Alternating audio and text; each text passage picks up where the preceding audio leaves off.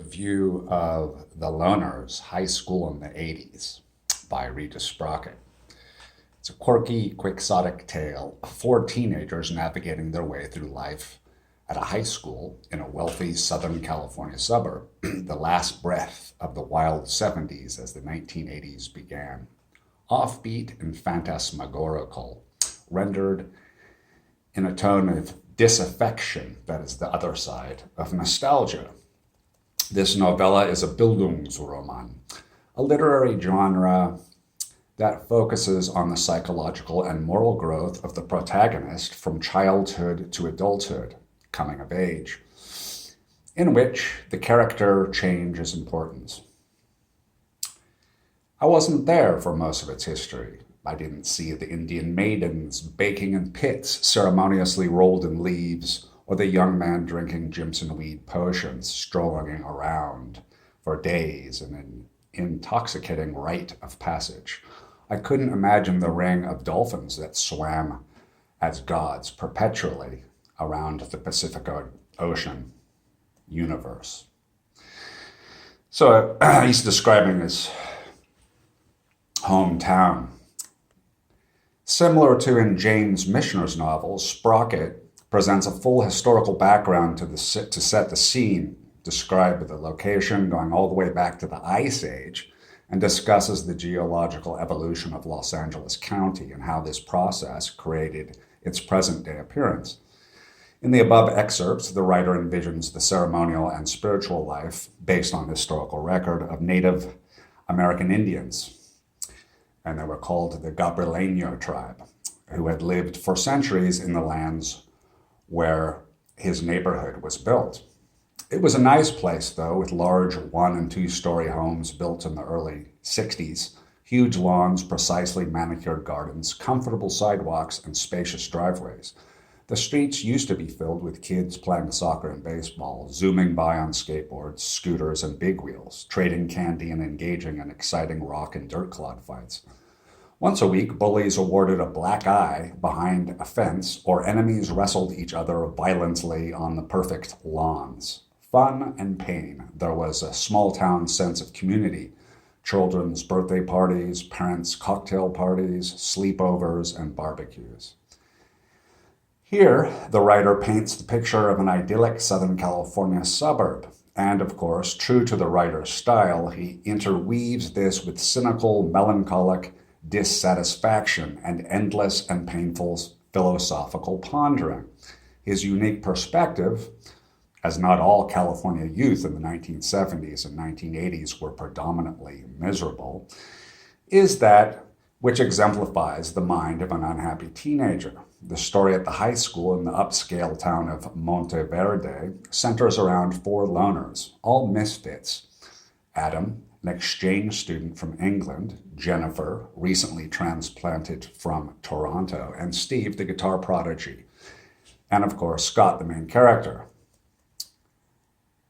This was before email and cell phones, the last decade when distances were farther and contact was spread out over a canyon of time. The imagination had to fill in the communication gaps, and people encountered each other face to face, bearing minds not overly stuffed with information. The story is set in a period from 1979 to 1982, before the internet and smartphones. Jennifer, a new arrival in Monteverde, is writing letters to friends she's met while moving from country to country and place to place, with the illusion that it is instant contact and an effective way of keeping in touch, though she's beginning to realize it's futile to lessen her lonely feelings this way. Jennifer is trying on some new clothing that her mother bought for her that apparently would make her feel like less of an outsider and so she could fit in. Fit in, she thought? How would I fit into this school? She'd met a few girls in some of her classes. They were overly polite, sort of nerds. Because of her clothes, Jennifer was seen as different. Most of the girls wore expensive clothes that were 1982 fashionable. Jenny, on the other hand, wore clothes more akin to a 1960s Earth Mother. Haight-Ashbury retro, and all the girls talked about the same things in the same tone with the same conversational rhythm.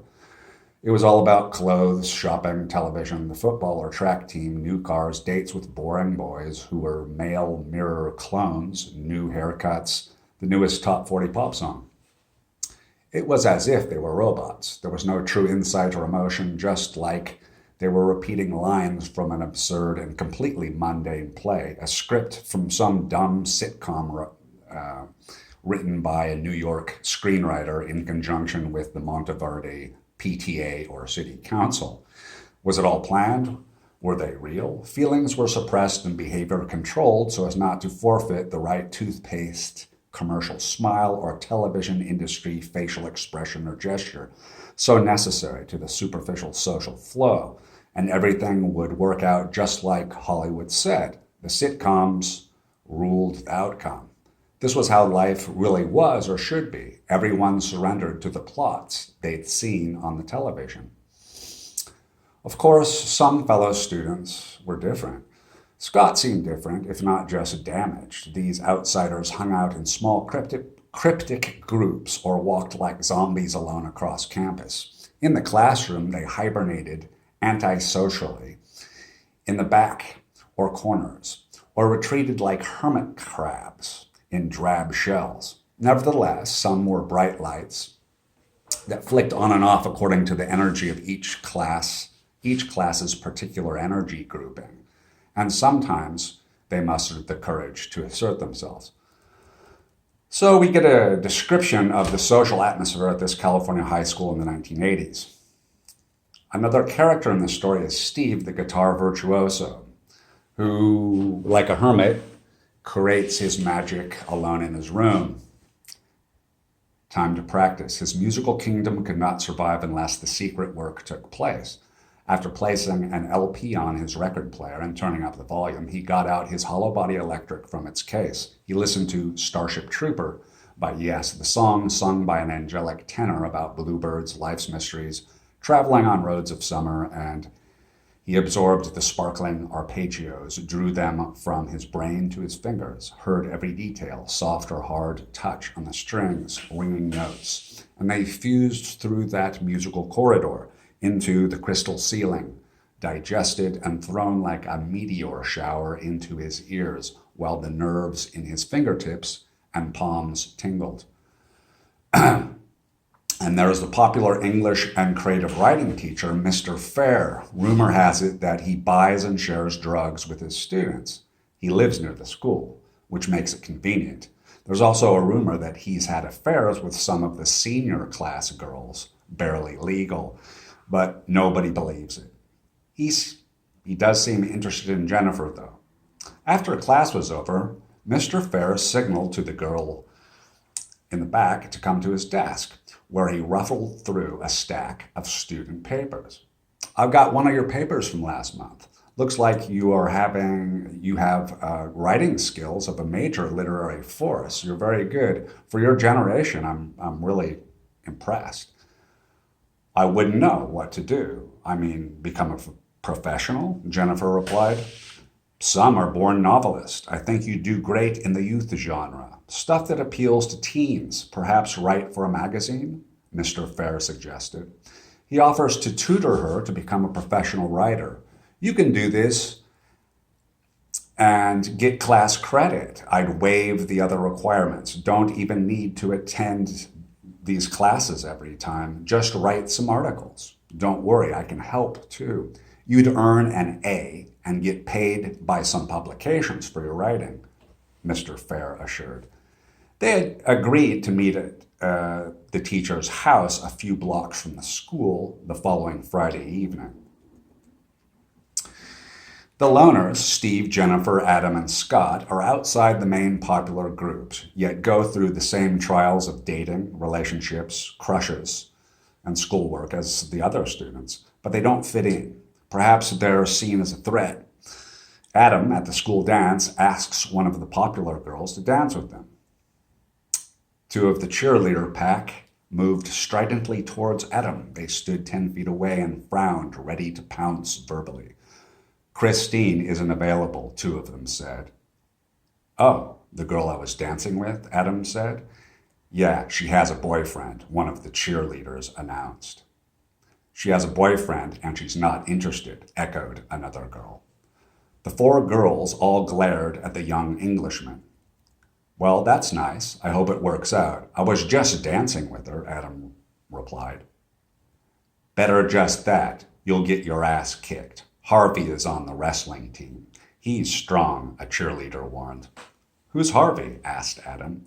That's her boyfriend, you weirdo, a petite girl sneered. Oh, right. Well, maybe we'll have a pint together sometime. I got some fine English ale at home, Adam chuckled. What's that, beer? A cheerleader asked. Yep, better than Coors, and I serve it lukewarm, Adam replied. You're a freak, the cheerleader attacked. Quite so, I imagine. Cheers. Adam dismissed the group and turned to talk to me. He's such a creep, one of the cheerleaders said to the other as they scampered back to the auditorium. Later, Adam gets threatened and harassed by the boyfriend of the girl he had asked to dance. At the end of the book, there's a prediction of the future from the point of view of the 1980s, looking into the subsequent decades. And there's a strange, surreal event that unites the group of loners. The population will increase. It won't look like today. Monteverde will look like another country. You won't recognize it. Divorces will increase. Marriages will decrease. Divorces will increase. Marriages will decrease. And many will live alone. Family structures will fall apart. And people will be hooked up electronically to televisions all day, surrounded by cameras, and everything will be live broadcast. You won't see people in person much anymore. You'll just communicate by television screens and typewriters that eject words into the air by radio. Telephones will become part of your body. Okay, so this is sort of a strange view of the future that they had in the 1980s, which has come true. So this is a really interesting book. Describing life in a high school in Southern California in the period from 1979 to 1982. The book is called The Loners by Regis Sprockett, and it's on Amazon Kindle Books.